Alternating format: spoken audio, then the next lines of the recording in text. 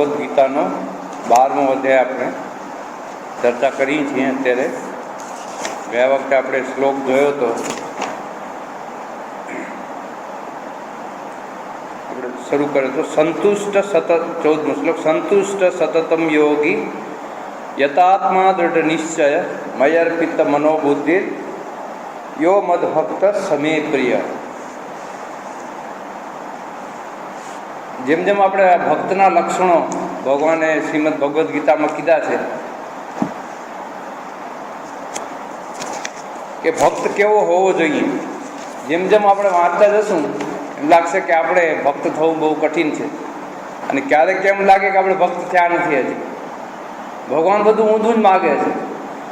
ભક્ત થવા માટે શું શું જોઈએ, જેમ 12મો અધ્યાયમાં જેમ જેમ આપણે અંત સુધી 13માંથી કરીને 20 સુધીના 7 શ્લોક આપણે જ્યારે બરાબર વાંચશું ત્યારે એમ લાગશે કે ભક્ત થવાની જે કૃષ્ણ ભગવાને કઠિન શરતો મૂકેલી છે બહુ મુશ્કેલ છે. પણ ભગવાન અર્જુન માટે એટલા માટે કહે છે કે અર્જુન એને બહુ જ પ્રિય હતો. આપણે પણ બધા ભગવાનને પ્રિય જ છીએ. તો અર્જુનની કોશિશ કરે છે. ભગવાન પોતે એક પારસમણી હતા, ભગવાન કૃષ્ણ. એને એમ થાય કે મારો ભક્ત જે છે મારા સમાનો છે.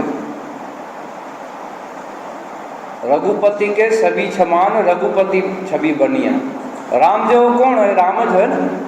તો ભગવાનને પણ એમ થાય કે જે મારા ભક્ત જે છે મારા જેવા હોય. તો કોશિશ કરે છે અર્જુનને સમજાવવા માટે. આપણે જોઈએ સંતુષ્ટ સતતમ યોગી યતાત્મા દ્રઢ નિશ્ચય. લાસ્ટ વખતે આપણે જોયું કે જીવનમાં દ્રઢ નિશ્ચય ખૂબ જરૂરી છે. એકવાર નક્કી કર્યું કે મેં આ રસ્તો લીધો છે, ભલે ને જેટલો પણ કઠિન હોય કેમ ન હોય. દ્રઢ નિશ્ચય ત્યારે જ આવે જ્યારે આપણે એક આદર્શ પ્રત્યે વળગી રહીએ. દ્રઢ નિશ્ચય ત્યારે જ આવે. જ્યાં સુધી આપણે દ્રઢ નિશ્ચય આવતો નથી ત્યાં સુધી આપણે આદર્શને વળગી શકતા નથી. અને ખાસ તો ભક્તિનો જે માર્ગ જે છે ઈશ્વર તરફથી, આપણે અત્યારે ભક્તિ યોગ આપણે જ્યારે વિચારીએ છીએ તો ભક્તિ યોગનું જ આપણે રેફરન્સ લેશું. એ પથ બહુ કઠિન છે, બધાને ખબર છે. પણ એકવાર જ્યારે મેં નક્કી કર્યું કે હવે બસ મેં નક્કી કર્યું છે કે હવે બીજો રસ્તો હું નહીં જાઉં, એટલા માટે બધી જ આસક્તિ મોહ કે જેટલો પણ સંસાર પ્રત્યે હોય, જે એકવાર નક્કી કર્યું કે મેં આ રસ્તો લીધો છે, હવે એને રસ્તાને મારે ચેન્જ નથી કરવું. અને તો જ આપણે ઈશ્વર પ્રત્યે આપણે આગળ વધી શકીશું. મયી અર્પિત મનોબુદ્ધિ. ભગવાન કહે છે કે મયી, આપણે આગળના અધ્યાયમાં પણ જોયું છે, સર્વધર્માન પરિત્યજ્ય, બધું છોડીને મારી પાસે આવો. જે જ્ઞાની માણસ હોય એમાં તો બુદ્ધિ હોય ને. જ્ઞાની જે હોય બહુ બુદ્ધિમાન હોય. એટલા માટે ભગવાને પણ કીધું હતું કે ગીતામાં જ કીધું છે કે જે જ્ઞાની છે એ મારો આત્મા છે. જ્ઞાની તું આત્મૈવ મતમ. તો ભગવાન કહે છે કે તારી બુદ્ધિ જે છે મને અર્પણ કરી દે. ઘણીવાર આપણી બુદ્ધિ આપણને ઠીક રસ્તો ન દેખાડતી હોય, પણ ઈશ્વર સમર્પિત બુદ્ધિ હોય તો એ બુદ્ધિ આપણને ઠીક રસ્તો દેખાડે છે. સ્વામી વિવેકાનંદ પણ કહે છે એ જગ્યાએ કે જ્યાં હૃદય અને બુદ્ધિ બે વસ્તુનો જ્યારે પણ સંગમ આવે કે કેને આપણે ફોલો કરવાનું, ત્યારે બુદ્ધિને ફોલો નહીં કરવાનું, હાર્ટને ફોલો કરવાનું. ઘણીવાર આપણે આપણી બુદ્ધિ એક દેશીય હોય જાય છે, એક તરફી હોય જાય. એમાં બુદ્ધિમાં ઇમોશન નથી હોતું. પણ જ્યારે ઈશ્વર પ્રત્યે આપણે એને સમર્પિત કરીએ છીએ, ભગવાનના ચરણોમાં સમર્પિત, મયી અર્પિત મન અને બુદ્ધિ. ભગવાન કહે છે કે મને તું અર્પણ કરી દે, તારી બુદ્ધિ અને મન બને. મયી અર્પિત મનોબુદ્ધિ, આ બંને વસ્તુ તું મને અર્પણ કરી દે. અને તો જ ઈશ્વર તરફ આપણે આપણો સંપૂર્ણ અહંકાર છે આપણે ભૂલી જઈ શકશું. અને જ્યાં સુધી ઈશ્વરના રસ્તામાં ઇદમ મમ વૃત્તિ, આ હું અને મારું, આ શરીર મારું, એ વૃત્તિ જ્યાં સુધી નથી જતી, આપણે પૂર્ણપણે ઈશ્વરને સમર્પણ નથી કરી શકતા ત્યાં સુધી આપણે ઈશ્વર તરફ આગળ, આપણે એમ લાગે છે કે આપણે ભક્તિ કરીએ છીએ, ઠીક છે, રોજ એવું લાગે છે કે આપણે ઈશ્વરની ભક્તિ કરીએ છીએ, પણ સમર્પિત બુદ્ધિ નથી આવતી. જે જ્ઞાની માણસ હોય એકદમ, અહીંયા બે ભાગ આપણે કરી શકીએ. એક તો જે લોકો ભગવાનને એક વ્યક્તિ રૂપે પૂજે છે અને એક જ્ઞાની છે. આ સર્વ જગત છે બ્રહ્મમય છે, બધું બ્રહ્મને સમર્પણ કરી દે છે. અને ભક્ત શું કરે છે? ઈશ્વરના પાદપદમાં બધું સમર્પણ કરી દે છે. તો એ જે છે જ્યારે બધું અભેદ દર્શન કરે છે, ક્યારેય સમર્પણ કરશે કે બધું ટોટલ અભેદ દર્શન કરે છે, અને તો જ ઈશ્વરને બધું સમર્પણ કરી શકે છે. એમાં કોઈ વિષય બુદ્ધિ નથી રહેતી, વિષયાકાર વૃત્તિ નથી. મન જે છે, જ્ઞાનીનું મન છે ને, બ્રહ્મ સાથે તાદાત્મ્ય એકાગ્ર થઈ ગયું છે, એને બીજા ભાવ નથી આપતા.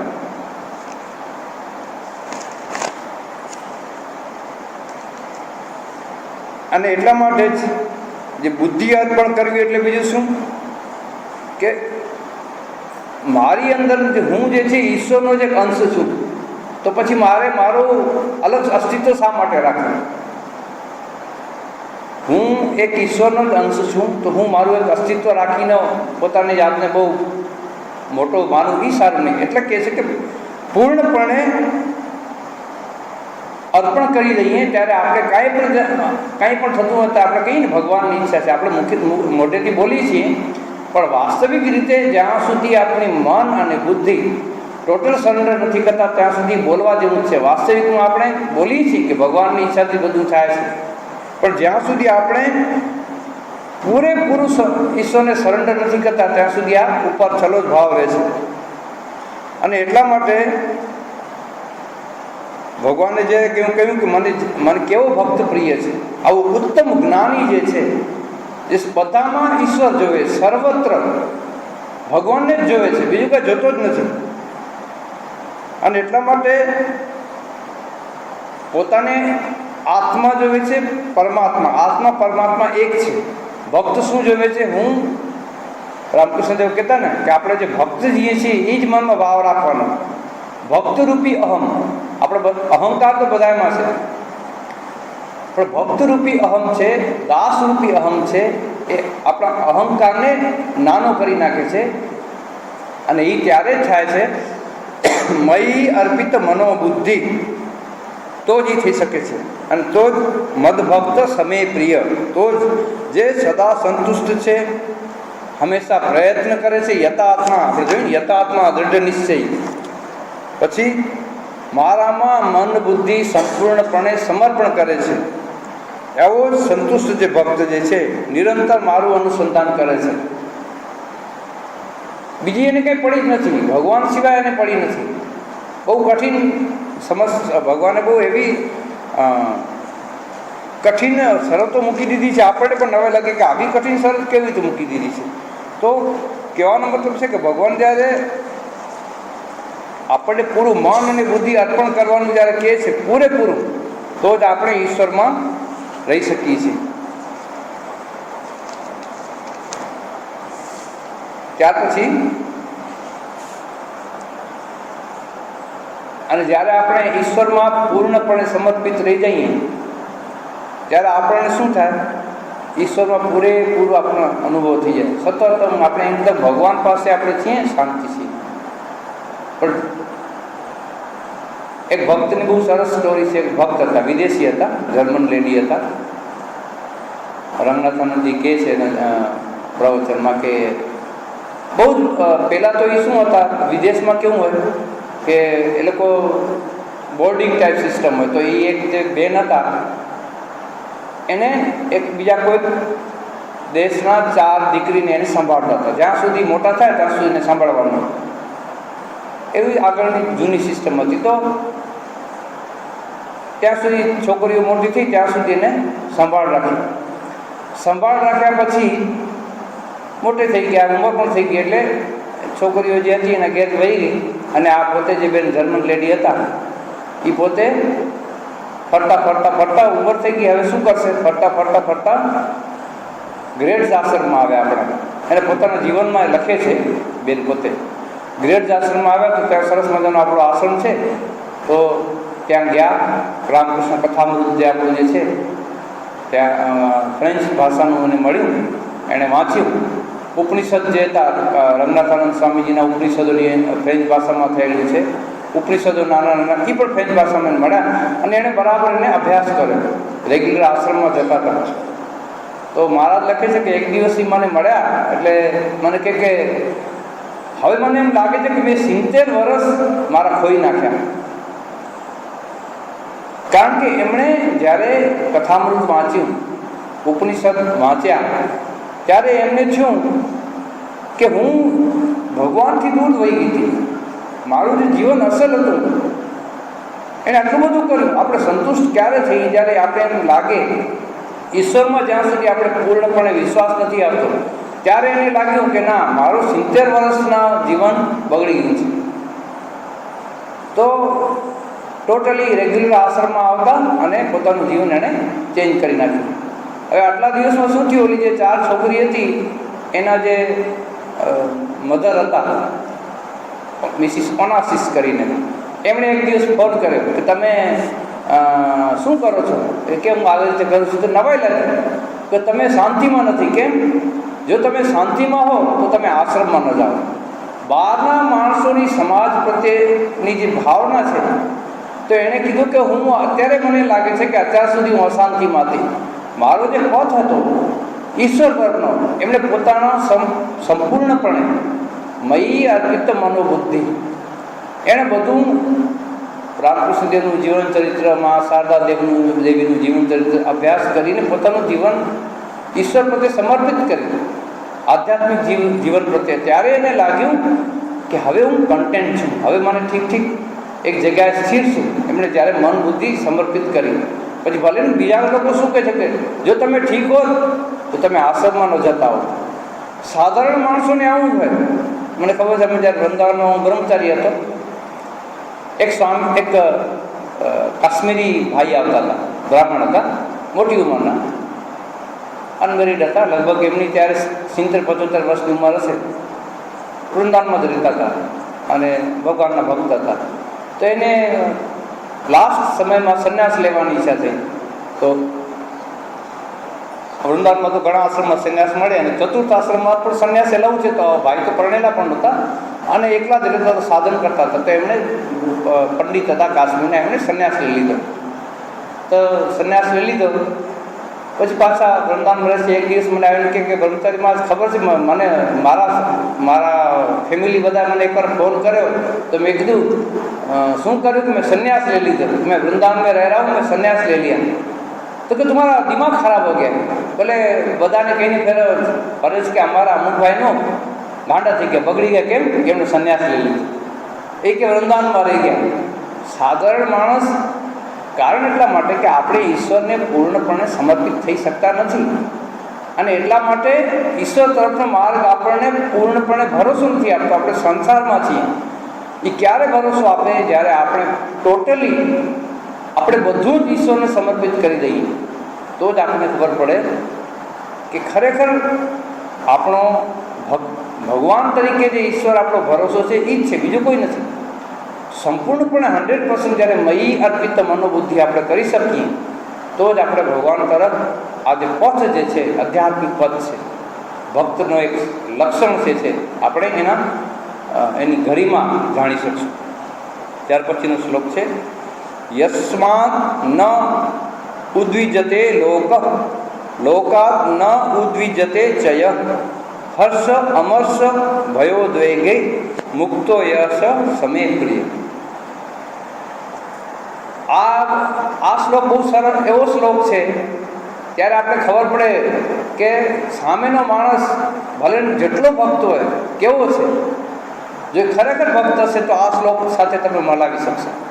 કે છે કે યસ્માત, જેનાથી હું કાંઈ પણ બોલું, કે મને કોઈ કાંઈ પણ બોલે, લોક કોઈ પણ પ્રાણી, સમાજના કોઈ વર્ગ, કોઈ પ્રાણી, કોઈ કાંઈ પણ ન ઉદ્વિજેત સંતાપ પામતો નથી કે ઉદ્વેગ થતો નથી.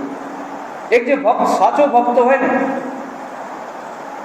એના તરફ કોઈને કોઈ પણ વાત કરતા હોય, આપણે નરસિંહ મહેતાની વાત કરીએ, ભલે લોકો એ જ્યારે હરિજન માસમાં ભજન કરવાના જતા હતા, પણ આમ જુઓ તો કોઈને રંજાડતા નહોતા, કોઈને તકલીફ નહોતા આપતા. સમાજ શા માટે એનાથી ઉદ્યોગ હતો? સમાજને એમ હતું કે અમારી જાતિને ત્યારે શું હતું, ઊંચ નીચના ભેદ હતા. તો જે ભક્ત હોય છે ને, એનાથી સામેનો માણસને કોઈ ઉદ્વિગ્ન નથી થતો, ન ગુસ્સે થતો નથી, ન એને હર્ષ. જેમ છે એકદમ, આપણે ઘણીવાર ઝાડ એક ઊભું હોય, આપણે જોઈએ છે એટલા બધા ઝાડ, એની પ્રત્યે આપણે કોઈ ભાવના છે? કાંઈ નથી. આપણે ઝાડને જોઈને નથી હર્ષ થતું, નથી શોખ થતો, કાંઈ આપણે એને કોઈ લાગણી નથી થતી. તો ભક્ત આવો હોય. બીજું, ચ તથા ય, પોતે, જે પોતે, લોકાત, એક શરત નથી, બે શરત છે. એક તો જે ભક્ત છે એનાથી જગતના માણસો ઉદ્વેગ ન પામે, સંતાપ ન પામે, અને લોકોથી એ માણસ જે ભક્ત જે છે ભગવાનનો, એને કાંઈ ન થાય, એને સંતાપ ન થાય. ભલે ને લોકો જે કંઈ,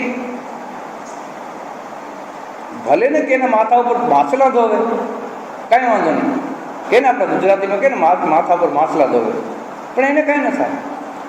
એકદમ સંતૃપ્ત, એને કંઈ થાય જ નહીં. લોકોથી પણ એને તકલીફ ન થાય, અને લોકો જે ગાળ દે, જે પણ કરે એનાથી પણ એને કાંઈ ન થાય. તો રામકૃષ્ણ દેવનો જીવનમાં આવે છે દ્રષ્ટાંતો. એક બ્રાહ્મણ હતા, તો એને એમ કહેતા, હા, આપણા હૃદયરામ છે ને, હૃદયરામ, એણે કીધું કે આજ જ્યારે બ્રાહ્મણ અહંકાર આવી જાય છે ત્યારે તો રામકૃષ્ણને એ કે ઠાકુર જે છે, અરે એના તો કેટલા બધા ભક્ત છે, આમ છે તેમ છે, આમ બોલવા માંડ્યો. તો આ તો એને ભાણે જ, હૃદયરામ તો એકદમ સખ્ત શરીર, એ તો ગરમ થઈ ગયું. તો ઠાકુરજી કહે કે તું ગરમ શું પણ થશે? કે મને કહે છે કે તને તો કાંઈ કહેતા નથી. તો એને કોઈ એવું ન થતું, ભલે ને એના વિશે જેવું તેવું કહેવા લાગ્યો. એક જગ્યાએ જમવા ગયા છે, તો એકદમ બાથરૂમની જગ્યામાં, એકદમ ગંદાની જગ્યામાં જગ્યા મળી બેસવાની. તો હૃદયરામ બિચાર કે અરે અહીંયા ક્યાં આપણે જમીન, તમને બોલાવે અહીંયા આપણે બેસીને ક્યાં, હાલો આપણે નીકળી જઈએ. તો કે બેસ, ગાડી ભાડું કોણ આપશે? મનમાં કોઈ નથી, કોઈના પ્રત્યેને ઉદ્વેગ નથી, કોઈનાથી ઉદ્વેગ નથી. યસ્માનો દ્વિજતે લોકો, લોકાનો દ્વિજતે ચય, કોઈ ભાવ જ નથી એને. ભલે ને મને ઠાકુરજી જેવા, પછી કદાચ એમને અફસોસ થયો છે, પણ ક્યાં એને બેસાડી દીધું? ગિરીશચંદ્ર ઘોષ એકદમ દારૂમાં મત્ત થઈને ઠાકુરજીને જેમ તેમ બોલે છે, ગાળો જેવી ગાળો દે છે. હૃદયરામ તો ગુસ્સે થઈ ગયા, અત્યારે આ શું? તો એને કહે તું ચૂપ થઈ જાય, એને ગાડીમાં જા, એને એની ગાડીમાં બેસાડી દે, અને દારૂની બોટલ પાછી ક્યાં એને પાસે હાથમાં આપજે. ભગવાન માણસને જ્યારે એક્સેપ્ટ કરે, ઠાકુર તો ભગવાન હતા, છતાં આપણે આ એક દ્રષ્ટાંત જોવા જેવું છે કે એમના મનમાં કોઈ પણ જાતનો વિકાર નથી આવતો. કોઈ સારું કે, કોઈ માળા પહેરાવે, કોઈ જોડાની માળા પહેરાવે, કોઈ ગાળ દે, કોઈ કાંઈ થાય, કોઈ વિકાર નથી. આપણે જોયું હતું ને, તુકારામના પત્ની બહુ ગુસ્સેવાળા હતા, તો બજારમાંથી શેરડીનો સાંઠો લઈ આવ્યો, તો કંઈક વાતમાં ગુસ્સે થઈ ગયા, એક સાંઠો એના ભાંસામાં માર્યો, 2 ટુકડા થઈ ગયા. ઓ એવું છે, તમને એમ થયું કે હું એકલો નહીં ખાઉં, બંને જણા ખાશું ને, તો ઠીક છે, અડધો તમે ખાવ, અડધો હું ખાઉં, કોઈ વિકાર નહીં. યસ્માનો દ્વિજતે લોકો, લોકાનો દ્વિજતે. ભક્તની આ ક્વોલિટી બહુ ડેન્જરસ છે. આપણે તો જરાક કામ ભક્તિ કરતા હોઈને કોક કામ કહી બેસે તો બાપ પિત્ત છૂટી જાય. તો ઈશ્વર પ્રત્યે જેની સંપૂર્ણ સરેન્ડર જે છે, જેણે પોતાના જીવનમાં વાસનાઓ બાળવાની એક અગ્નિ પ્રજ્વલિત કરી છે. શા માટે હું બધી વાસના બાળી દઈશ તો ભગવાન મને મળશે. એને પછી આવો કોઈ ભાવ નથી રહેતા, કોઈ પણ જાતનો એને એવો ભાવ જ નથી રહેતો, અને એના જીવનમાં કોઈ કંઈ વિક્ષેપ જ નથી પહોંચાડી શકતું, કોઈ વિક્ષેપ જ નડતો નથી એને. એકલા બેઠા હોય કોઈ કાંઈ કે કોઈ વિક્ષેપ નથી, કારણ સર્વાત્મદર્શી છે. એ જોવે છે કે મારી અંદર જે આત્મા ડોકિયું કરે છે એ એમાં કરે છે. સર્વાત્મદર્શી, સમદર્શી, સમદર્શીને તૃષ્ણા ત્યાગી, સમદર્શિત્વ એનામાં આવી ગયું હોય છે. એટલા માટે એ જે જ્ઞાની છે, મહાજ્ઞાની હોય ને એ જ આ કરી શકે. સાધારણ ભક્તથી આ ન થાય. મહાજ્ઞાની હોય એ જ આ કોઈ પણ ત્રાસ એને આપો. મહાવીર સ્વામીને કાનમાં ઓલા કાંટા ઘુસાડ્યા, કાંઈ કર્યું? ઉદ્વેગ નથી. ઈસુ મસીહ ભગવાન ઈસાને જ્યારે વધસ્તંભ પર લટકાવવામાં આવે ત્યારે શું કીધું? કે ભગવાન એને માફ કર, આ લોકોને કોઈને ખબર નથી. એમણે જ એનો જે શિષ્ય હતો પીટર, એમણે કહ્યું હતું, એને જ્યારે વધસ્તંભથી ચડાવવામાં આવ્યા એના એક દિવસ પહેલાં પીટરને કહ્યું હતું કે આવતીકાલે મરઘી બાંગ દેશે ત્યાં સુધીમાં તું 3 વખત મારો વિરોધ કરીશ. એને મનમાં કહ્યું નતું તું મારો વિરોધ કરીશ. એને ખબર હતી પીટરે વિરોધ કર્યો અંતિમમાં, એના લાસ્ટમાં, પણ એને કોઈ ઉદ્વેગ નહોતો. એમ નહોતું કે પીટર આટલા વર્ષ મારી સાથે રહ્યો અને અંતિમ સમયમાં મારો શત્રુ થઈ જશે. અને વિરોધ કરનાર પહેલો પીટર હતો. તો કહેવાનો મતલબ કે એના મનમાં કોઈ આવો કોઈ ભાવ જ નથી, કારણ કે પોતે એટલો તિતિક્ષાવાળો જે છે, બધું સહન કરી શકે છે અને સર્વાત્મદર્શી છે. પોતે બીજાને ઉપદ્રવ નથી કરતો, બીજાના ઉપદ્રવથી તે હલિત થતો નથી, ચલાયમાન થતો નથી. બહુ જ કપરી કસોટી છે. ભગવાન જે કહે છે, આપણે સંસારમાં રહીએ હંમેશા આપણે ઉદ્વેગમાં રહેતા હોઈએ છીએ, કુચાટમાં રહેતા હોઈએ છીએ, ક્રોધ ને બધું આવ્યા કરે. પણ મયી અર્પિત મનોબુદ્ધિ, ભક્ત તરીકે જ્યાં સુધી આપણે રહેતા નથી ત્યાં સુધી આ ગુણ જે છે, આ ગુણ બહુ જ ઇમ્પોર્ટન્સ છે. આપણાથી આપણે કોઈના પ્રત્યે આપણે કુભાવ હોવો જ ન જોઈએ. જે ભક્ત જે છે, જ્યારે આપણે બધું જ સમજીએ છીએ કે આ બધી ઈશ્વરની જ લીલા છે, મારું કંઈ કરવાનું છે જ નહીં, આમાં પૂર્ણપણે જ્યારે સમર્પિત થઈ જાય છે ત્યારે આ કન્ડિશન આપણા જીવનમાં આવે છે. હર્ષ અમર્ષ ભયોદ્વેગૈ મુક્ત. હર્ષ, આનંદ, અમર્ષ, અમર્ષ એટલે એને અદેખાઈ પણ કહેવાય, અને અસહિષ્ણુતા. આપણે બીજાની ઉન્નતિ જ્યારે જોઈ ન શકીએ ત્યારે આપણે અમર્ષ થઈ જાય છે. હર્ષ અને અમર્ષ ભાઈબંધ છે. હર્ષ એટલે ખૂબ આનંદ આવે, અમર્ષ એટલે કોઈના પ્રત્યે આપણે અસહિષ્ણુ થઈ જઈએ, અદેખાઈ આવી જાય. ખાસ તો પારકાની ઉન્નતિ આપણે સહન ન કરી શકીએ. આપણે ઘણાને જોઈએ છીએ, આપણે આંખોની સામે આપણા જીવનમાં આવી ઘણી જ ઘટનાઓ બને છે કે બીજાના જીવનની જે ઉન્નતિ છે આપણે જોઈ નથી શકતા. આપણે બહુ ખરાબ લાગે, અરે આ તો હમણાં કાલે આવ્યા, અમે તો આટલા વર્ષથી અહીંયા રહીએ છીએ, એટલી મહેનત કરીએ છીએ, અને આ તો કાલે આવ્યો, હજી કાલે આવ્યો અને એને બંગલો થઈ ગયો, એને ગાડી થઈ ગઈ. ઈર્ષ્યા, એટલી બધી મનમાં અસૂયા આવી જાય. બીજાની ઉન્નતિ આપણે ભલે ને આપણે મોટા દેખાડતા હોઈએ, ભક્ત છીએ, આ છીએ, પણ હંમેશા બહુ મોટો ગુણ જોવા જેવો છે કે આપણે ઈશ્વરના ખરેખર કેવા ચાહનારા છીએ કે બીજાની ઉન્નતિ પ્રત્યે આપણે આનંદ આવે છે કે દ્વેષ થાય છે, કે આપણે દુઃખી થઈએ છીએ. ભલે ને બીજાની ઉન્નતિ થાય, મને શું વાંધો છે? એ કંઈ મારા ભોગે તો ઉન્નતિ, મને મારીને કંઈ ઉન્નતિ કરે છે? મારા બેંકના પૈસાથી પોતાનું બને છે, એ તો પોતે મહેનત કરે છે, પણ એ નથી જોઈ શકતા. અને હર્ષ ઉલ્લાસ જે છે આપણા જીવનમાં ક્યારે આવે?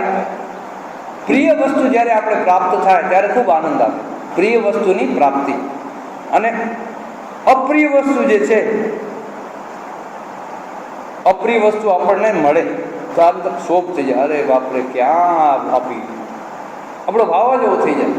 અને પ્રિય વસ્તુની પ્રાપ્તિથી ખૂબ હર્ષ થાય. જે ભક્ત હોય એ હર્ષ અને અમર્ષ, બીજાની ઉન્નતિ, પોતાના જીવનમાં પણ આનંદ જે છે જેવું છે એવું. ભલે ને લોટરી લાગી ગઈ તો ઠેકડા દેવાની જરૂર નથી, ઠીક છે લાગી, ભગવાનની ઈચ્છા, અને બધું ખતમ થઈ ગયું, ઈશ્વરની ઈચ્છા. એનામાં કોઈ ભાવ નથી આવો કે એને કારણ એટલા માટે કે પોતે મયી અર્પિત મનોબુદ્ધિ, ઈશ્વરને પૂરો સમર્પણ છે.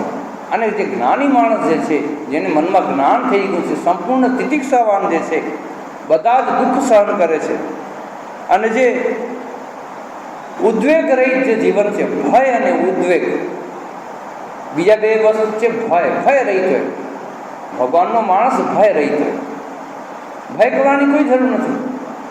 આપણો રક્ષા કરતા ઈશ્વર જે છે, જ્યારે આપણે પૂર્ણ રીતે સરેન્ડર થઈ ગયા હોઈએ ત્યારે આપણને સમજાઈ જાય કે મને રક્ષા કરે છે ઈશ્વર, અને ઈશ્વર રક્ષા કરે છે એટલા માટે મારે લોકોથી ભય પ્રાપ્ત કરવાની કોઈ આવશ્યકતા જ નથી. અને ભયો દ્વે ગઈ, મનમાં કોઈ ઉદ્વેગ લેવાની કોઈ જરૂર જ નથી. સંતાપ બીજાનું આમ મનમાં વિચાર જ કર્યા કરીએ, અરે આ શું, ખાલી ટેન્શન લીધા કરીએ, કારણ વગરના ટેન્શન આવે આપણે, તો ઉદ્વેગ છે. જીવનમાં બધું આવે, પણ જ્યારે ઈશ્વરને આપણે બધું જીવન સમર્પણ કરીએ છીએ ત્યારે બીજાની પ્રગતિ, કોઈની સફળતા, કોઈની ઉન્નતિ ને આપણે બીજા સાથે આપણો જે ભાવ જે છે તાદાત્મ્ય કરી દઈએ છીએ. અને એટલા માટે જ આપણું જીવન સર્વાત્મદર્શી થાય, અને ત્યારે જ આપણને એમાં આ દોષ દેખાતા નથી. અને એટલા માટે જ ભગવાને કીધું છે કે આત્મોપમ્યેન સર્વત્ર સમમ પશ્યતિ યોર્જુન. મને બધામાં જ્યાં સુધી તું જોતો નથી ત્યાં સુધી આ ભાવ નથી કેળવી શકવાનો. અને તો જ મયી અર્પિત મનોબુદ્ધિ થશે, તો તું સંતુષ્ટ થઈશ, તો તું યથાત્મા થઈશ, દ્રઢ નિશ્ચયવાળો થઈશ. કોઈને હું ઉદ્વેગ નહીં પહોંચાડું મારે કારણે. અને અભય યોગમાં પણ લખેલું છે, જે માણસ પોતે અભયમાં પ્રતિષ્ઠિત છે એને બીજા કોઈથી ભય નથી રહેતો.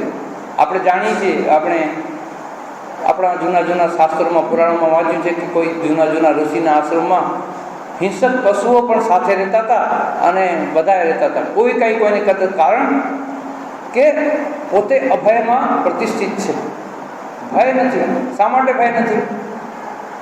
એ જ્યારે મનમાં જ્ઞાની જે છે વિચાર કરે છે કે હું આત્મ તત્વ છું, અને આ બધા જે છે બધા નાશ થવાના છે, આ શરીર પણ નાશ થવાનું છે મારું, પણ હું પોતે જે આત્મા જ છું એ નાશ નથી પામવાનું. બાકી બધા નાશ થઈ જશે, બધા વિનાશી છે, પણ હું અવિનાશી છું. હું એટલે કોણ? આ શરીર નહીં. આની અંદર જે ઈશ્વરનો અંશ રહેલો છે, આત્મતત્વ રહેલું છે, જ્ઞાની જે છે, ભક્ત જ જ્ઞાની થઈ શકે છે. એ અવિનાશી છે એટલે એને બીક નથી. અને એટલા માટે જ અભયમ સર્વભૂતેભ્યો દત્વા ચરતી યો મુનિ. જે મુનિ હોય, અભયમ સર્વભૂતેભ્યો, બધા પ્રાણીઓ તરફથી એને અભય છે. મુક્ત રીતે વિચાર, મારા તરફથી તને કોઈ પ્રોબ્લેમ નથી. આપણે આગળ જાણતા હતા કે આપણા એક સમય હતો કે કોઈ ઘરમાં તાળા જ નહોતા દેતા, ખુલ્લા રહેતા, એવો સમય હતો. અભયમ સર્વભૂતેભ્યો, કોઈને ચોરી કરવાની જરૂર નથી પડતી, કોઈને કંઈ ખૂન કરવાની જરૂર નથી પડતી, કોઈને કાંઈ ઉપાડી જવાની જરૂર નથી પડતી. ત્યારનો જમાનો એવો હતો, અભયમ સર્વભૂતેભ્યો. ત્યારના માણસોએ બધાને સાથે રહીને પોતાનું જીવન એવું બનાવ્યું હતું, બધાને અભય આપી દીધું. બધાના જીવન જ્ઞાની હતા, બધા ભક્ત હતા, પૂરા જ્ઞાનમય હતા. ન તસ્ય સર્વભૂતેભ્યો ભયમ ઉત્પદ્યતે ક્વચિત. દરેક બધા જ પ્રાણી માત્રને અભય દાન કરે છે, અને કોઈ નથી એને ભય ઉત્પન્ન થતો નથી, અને સાથે સાથે પ્રાણીને પણ એનાથી ભય નથી થતો. બે વસ્તુ થવી જોઈએ, યસ્માનો દ્વિજતે લોકાનો દ્વિજતે છે. હું જ્યારે જંગલમાંથી નીકળતો જતો હું, આપણે સ્વામી વિવેકાનંદના જીવન ચરિત્રમાં પણ વાંચ્યું છે. સ્વામી વિવેકાનંદ જ્યારે ઉત્તરાખંડમાં એકવાર પરિવ્રાજકમાં ફરતા હતા તો એણે જોયું કે વાઘ સામેથી આવે છે. પહેલાં એમને થયું કે જરા કે હું પણ મનુષ્ય છું, તો તરત નેક્સ્ટ મોમેન્ટે મને એવું થયું કે હું તો આત્મા છું, અવિનાશી છું, આ શરીર જશે અને હું આટલો ફરું છું, શું છે આ શરીરથી એનું પેટનું રક્ષણ થશે વાઘનું. તો બેસી ગયા. કહે છે કે વાઘ ત્યાં સુધી આવ્યો એને જોઈને વયો ગયો. આવું ઘણા ઘણા મોટા સંતોના જીવનમાં થઈ ગયું છે. કારણ એ ક્ષણમાં એમના મનમાં જે છે સર્વાત્મદર્શી, એની અંદર જે બેઠો છે એ મારી અંદર બેઠો છે. એ જ્યારે એક ભાવ થઈ જાય છે ત્યારે પછી એનામાંથી જે ક્રોધનો જે ભાવ છે, વાઘની અંદર જે હિંસક વૃત્તિ છે એ નષ્ટ થઈ જાય છે. અને એટલા માટે કોઈ પણ હોય, હસ્તિની સિંહે દંશે મસકે ન કુલે સર્પ રાક્ષસ ગંધર્વે મૃત્યુ રૂપાણી વિદિત્વા ન વિભેદી કુશ્ચન. બધા છે મૃત્યુરૂપ છે, બધા મને મૃત્યુ ખાઈ જવાનું છે. ખાલી આત્મા જ અવિનાશી છે. આવો ભય અભય જ્યારે મનમાં આવી જાય ત્યારે એ માણસ અભય આવી જાય, એના જીવનમાં અભય આવી જશે. અને અભય આવશે ત્યારે કોઈથી ભયગ્રસ્ત નહીં થાય, નહીં કોઈનાથી ભય નહીં થશે, નહીં કોઈને ભય પહોંચાડશે. અને જે આવો અભય દાતા છે જ એ જ મહાન ભક્ત છે. અને જે આ હર્ષ અમર્ષ ભય અભય એનાથી જે આગળ વધી ગયો છે એને જીવન મુક્ત કહે છે. જીવન મુક્ત છે લક્ષણાની. જીવન મુક્તની લક્ષણ શું છે? હર્ષ મર્ષ ભયોન્મુક્ત સ જીવન મુક્ત ઉચ્યતે. જીવન મુક્તની વ્યાખ્યા, જીવન મુક્તિ સુખ પ્રાપ્તિ હેતવે જન્મ ધારિતમ. જીવન મુક્તિ એટલે શું? જીવનમાં છે પણ એનું મન ઈશ્વર સાથે તાદાત્મ્ય થઈ ગયું છે, મુક્ત થઈ ગયો છે.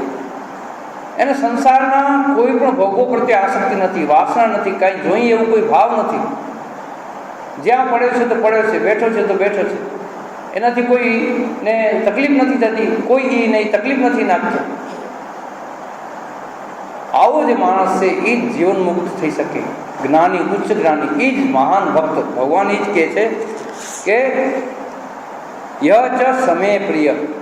આવો જે છે અધિકારી, એ અધિકારી મને અત્યંત પ્રિય છે.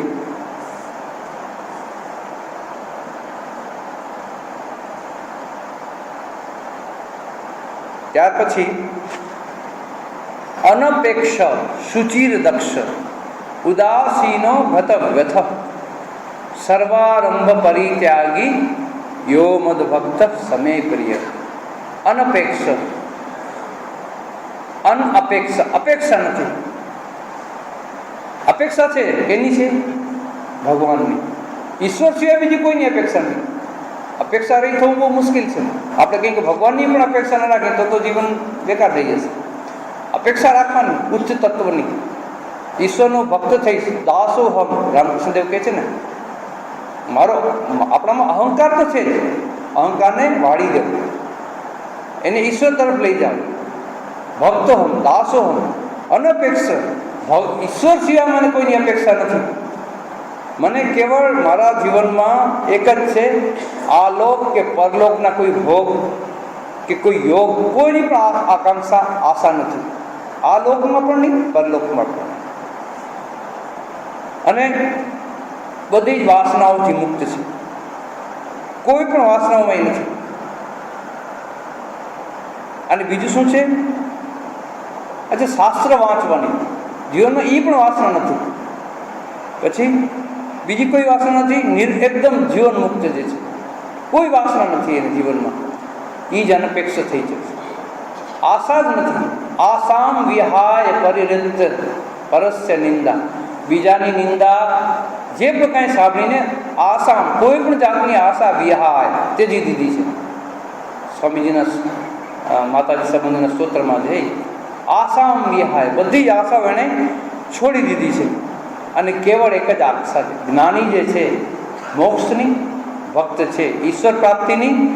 અને આ જે સંસાર જે છે એ બંધન છે, એમાંથી મુક્ત થવાની એ આશા રાખવી પડે. અનપેક્ષા એટલે સંસાર પ્રત્યેની આસક્તિ જે છે, આપણે સંસારથી મુક્ત થવાની આપણે અનપેક્ષા રાખી તો પછી આગળ નહીં વધીએ. આપણે સાધક છીએ, બીજાને બધાને હોઈ શકે છે, પણ જે સાધક છે એ અનપેક્ષ ક્યારે હોય? એને સંસાર પ્રત્યેની આસનાથી, સંસારમાં કાંઈ પણ પામવાની, ન યોગ ન ભોગ, ન માન ન અપમાન, કાંઈ પણ નહીં. અને ખાસ તો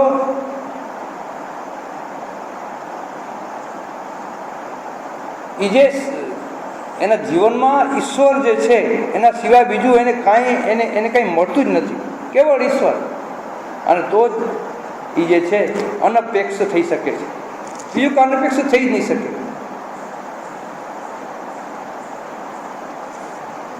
આશા નથી એની. એક સરસ વાર્તા છે. એક આરબ વેપારી હતા, બિઝનેસ કરતા હતા, અહીંયાથી ઉમાં જતા હતા. તો એને રસ્તામાં ફકીર મળી ગઈ. તો હવે ફકીરને એની સાથે રાખ્યો, પણ વેપારી હતો ને, બહુ વેપારમાં બહુ હતા, શું કહેવાય ને, આ પ્રાપ્ત કરવું, આ લેવું, આશા બહુ હતી એને. તો જમી કરીને બે જણા બેઠા, રાત્રે સુધી વખતે પોતે વાત કરો, પોતાની વાતો શરૂ કરી દીધી. ફકીર બિચારા બેઠા છે, સૂતા છે, બાજુમાં સાંભળે છે કે હું તુર્કસ્તાનનો છું, બધો માલ લઈને હિન્દુસ્તાનમાં વેચવાનો છું. પછી હિન્દુસ્તાનમાં વેચું તો આટલો નફો થાય, ગ્રીસમાં વેચું તો આટલો નફો થાય, અહીંયા વેચું તો આટલો નફો થાય, આમ કરું તો આ થાય, આ કરું, બોલ્યા જ કરે છે, બોલ્યા જ કરે છે. હવે પણ શું થાય? ફકીર તો કંટાળી ગયા. થાય શું?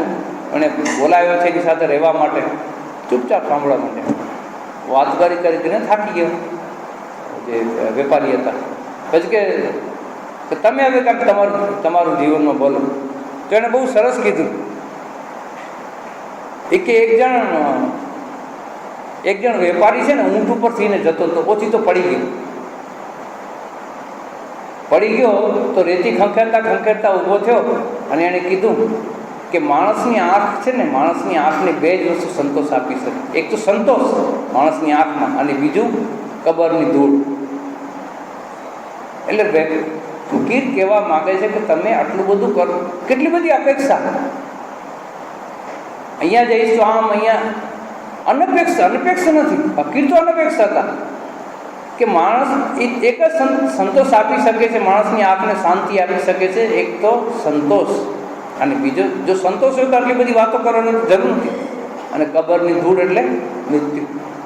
જ્યારે માણસ મરે ત્યારે કેટલી ધૂળ પડવાની છે, ત્યાર પછી કહેવાનું છે હજી ધૂળ આપો, કબરની ધૂળ. તો અનપેક્ષ ત્યારે જ થવાય માણસ. બીજી કોઈ વાસણ નથી, કોઈ અપેક્ષા જ નથી, શેની પણ અપેક્ષા નથી. અનપેક્ષ શુચિતા એટલે પવિત્રતા. શુચિતા બે વસ્તુ છે, એક આંતર પ્રવૃત્તિ પવિત્રતા, અને બીજી છે બહારની પવિત્રતા. જ્યારે આપણે કર્મમાં આપણી પવિત્રતા અપવિત્રતા ક્યારે આપણે જોઈ શકીએ? આપણે કર્મોમાં પ્રયુક્ત થઈ જઈએ છીએ, આસક્ત થઈ જઈએ છીએ, ત્યારે આપણે કોઈ કર્મ પવિત્ર લાગે, કોઈ કર્મ અપવિત્ર લાગે છે. તો શુચિ જે છે, પવિત્રતા, આપણે સ્વસ્થ થઈ જઈએ.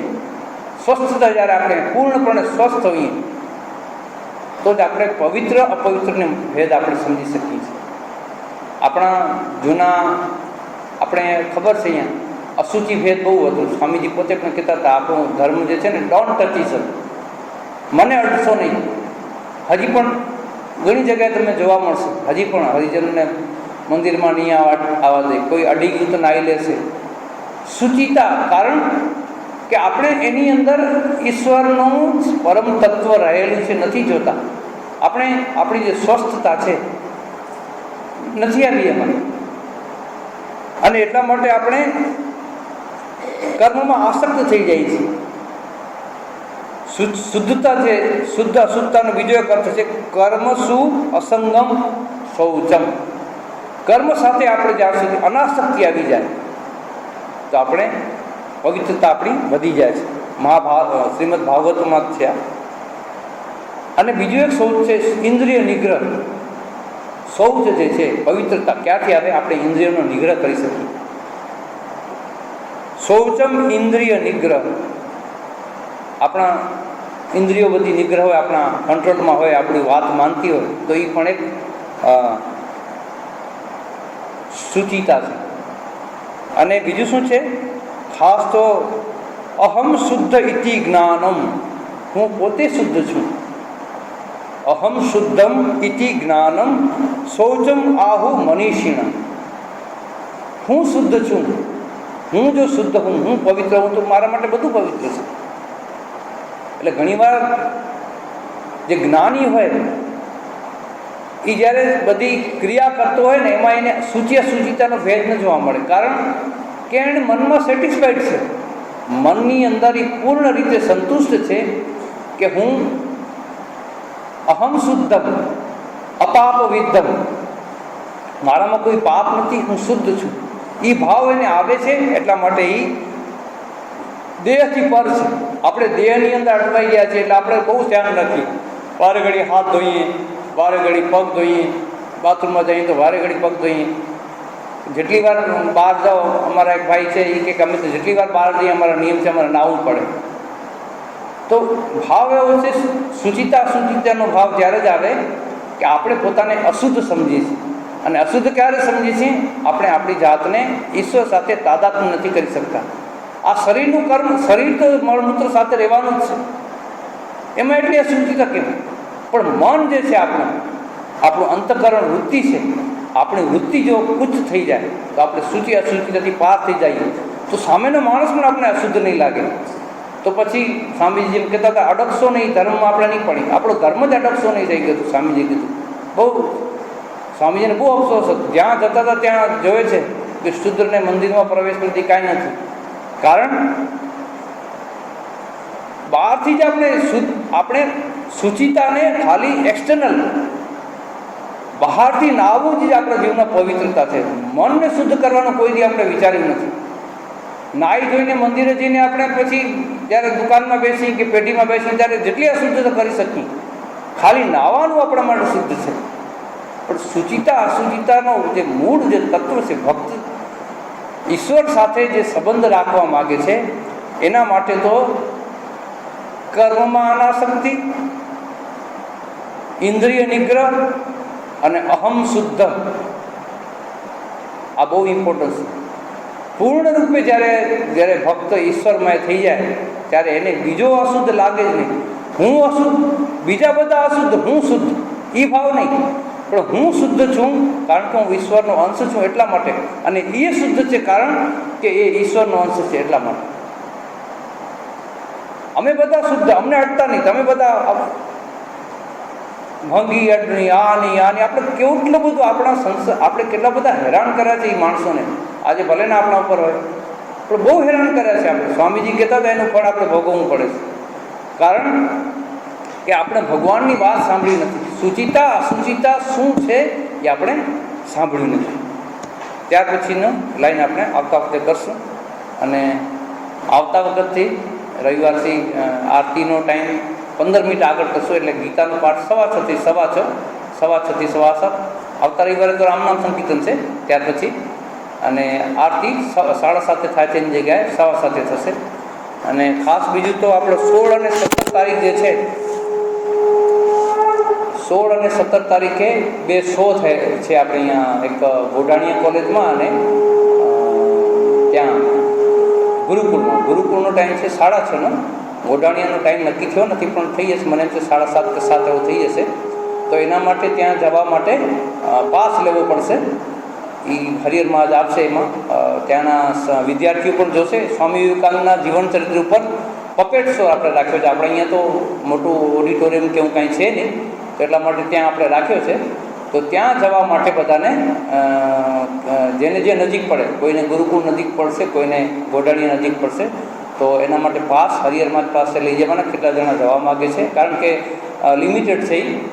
છોકરા છોકરીઓ ત્યાં બધા એકસાથે આપણા ખાલી ભક્તો માટે જ છે, બધા જનરલ પબ્લિક માટે નથી, કારણ કે ત્યાંની હોસ્ટેલની છોકરીઓ પણ જોવા આવવાની છે એટલા માટે. તો ખાસ એ ધ્યાન રાખવાનું છે. 16 અને 17મીના સાંજે